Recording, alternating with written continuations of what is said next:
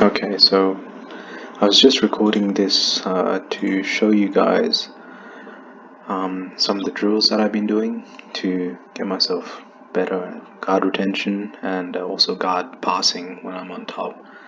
So what I mainly wanted to show in this video was my use of the reverse De La Riva guard with a bit of a different grip. So the game we're playing here, or the win conditions for this live drilling session, are the player on top needs to get to an intermediary passing position, and the player on bottom either needs to get a sweep or even just a guard grip.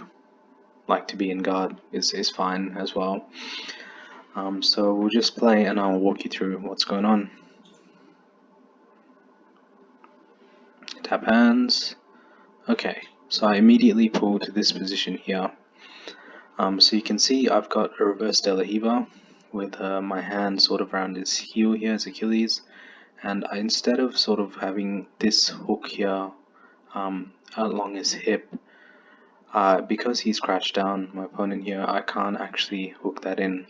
So instead what I've done is I've taken my outside hand and hooked my own shin here. We're calling this for now spiral mantis guard, just from the spiral guard being another name for the reverse De La Riva, and mantis is kind of what you do from normal De La Riva guard. But anyway, so you've got this knee shield here as well in this guard, which is quite advantageous because it prevents him from coming and putting too much weight on you. Anyway, so that's a win, and we'll keep playing. Start again. Nice little sidestep there. Just fighting a little grip battle here. And I pull into it again here. So this time I can't quite get my hand all the way around my shin. So what I do is I start moving him and off balancing him to my left or the right of the screen. As he does that, he's got to post his leg out, and you notice the leg comes close enough so I can unhook it. And then now that I've got my weight, his weight on top of me, I can start to leg attack on this offside leg here. So we get to a single leg X here, and that's a win again. Restart again. This time he's playing with the other leg forward, so I'm having a bit of trouble actually getting into guard because I've just started playing it.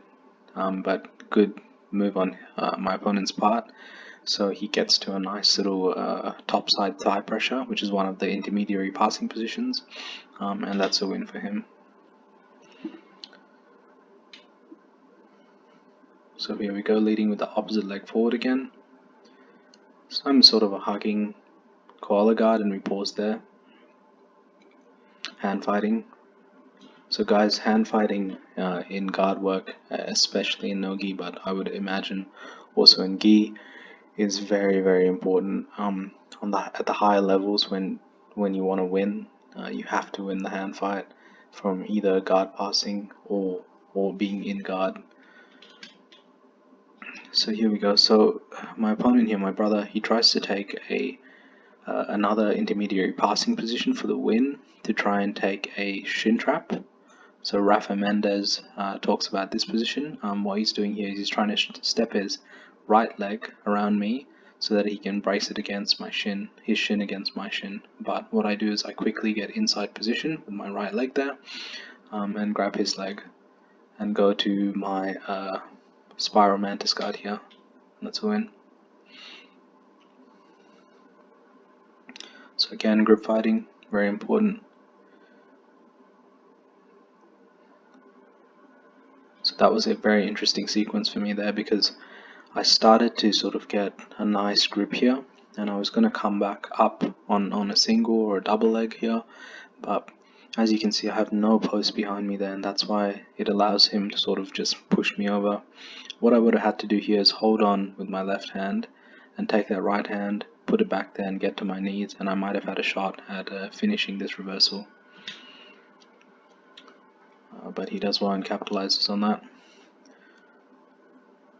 So this time I just opt to start with a single leg, but I sort of feed in there. and he concedes because I've got a good half guard there. So my sort of thinking from that position was I was going for a, we'll just get to it here in a second. I was going for a half guard there, but never sort of eventuated because he stepped to the side, and then I went back to just a normal half as he went that way. So here we are, grip fighting again. So tries a back step that time and sort of gives up on it there. We agree that I've got a guard there. So something good here that's happening is the hand fight and harassing the head here. It's always good as a guard passer to be harassing the person's head, because when you start a passing sequence, you ideally want the person on the bottom to be on their side or their back. That's not happening here because I'm taking a big effort to sort of sit up and make sure he doesn't get me on my side. Instead, when the person is insistent on sitting up as the guard passer, what you need to start to do is harass the head. And that if I lean far forward enough, Dan here, he's got a very good front headlock, so he can start to use that to pass and take my back and such like that. So anyway, we continue hand fighting here. But this time he passes. So the reason he was able to pass there is because over here you see the position of my leg. I've got a shin to shin here, but he's got the inside position with his knee, and I don't have any inside position really, and he's essentially his knee sliced me and I haven't done anything about it. I should have established better grips before pushing in.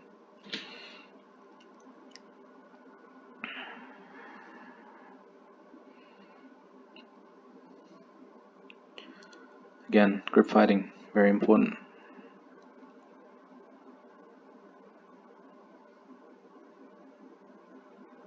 Okay, so that was a very interesting sequence as well. So you see here, as he steps in here, I try to go for like a shin to shin, but I miss it, so I off balance him to his left over there, and I underhook the leg. So a huge part of my reverse del Hiva game in this Manta spiral guard is to try and get to the other leg.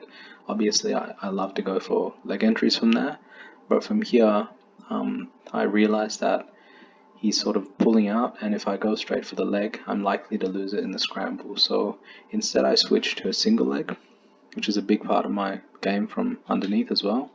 So I'm here on the single, I've caught the leg, but I won't be able to finish this here because he still has the ability to turn towards to face me, in line with me, and sprawl. So to stop the sprawl, what I'll do is take my left hand there and grab his shin, and that will effectively stop him from being able to turn and face me unless he wants to blow his own knee out. So instead there, I just do it with my foot. So you notice here, with his leg in this angle, he can't actually turn and sprawl, and this will enable me to finish the single leg quite easily.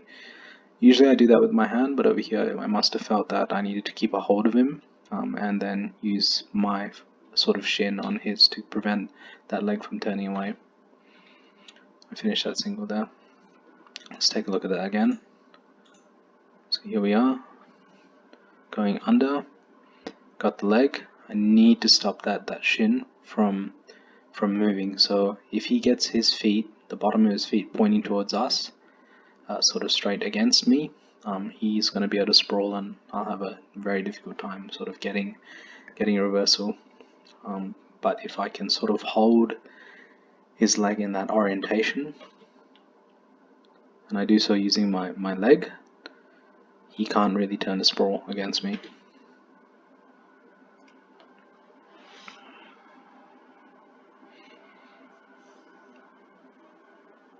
Okay, so once again, hand fighting. Go to 2-on-1 and quickly get into my Manta spiral there. And this is me actually realizing what I'm doing. So something really interesting about Jiu-Jitsu is you start to roll and you're doing things, and it took me all that time to figure out that orientation of my hands was something new that I was doing, and I'm just telling it to him, going, oh, that's something new there. So anyway, now that I know what it is, I start to look for it, and I realize I can get there quite easily.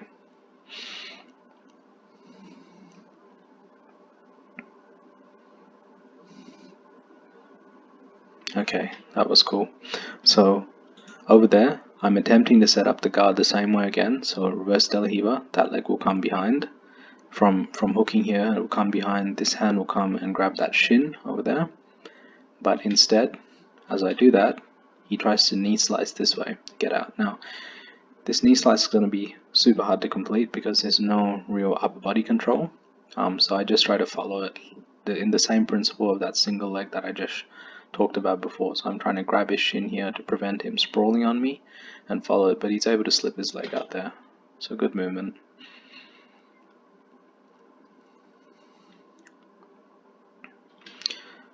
There's a good use of a 2-on-1 here, and notice that I'm gripping it upwards. So this is something I learned from Robert Degle, Danaher brown belt, I believe. So I've got 2 up grips, and up grips are really useful for when you want to sort of elevate the opponent. Now, Dan here isn't on his knees, but I do need to draw him forward to try and get to his legs.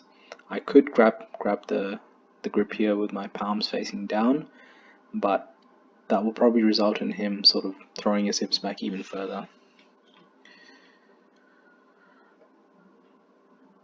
Oh, so that was great. So over there you can see Dan, instead of sort of trying to engage in my guard, he realizes that it's just a simpler option to come to a shin trap here, and then as I go to try and counter that, he backsteps and goes around, pinning my leg as well. So the shin trap again is one of those intermediary positions, and I will make a video on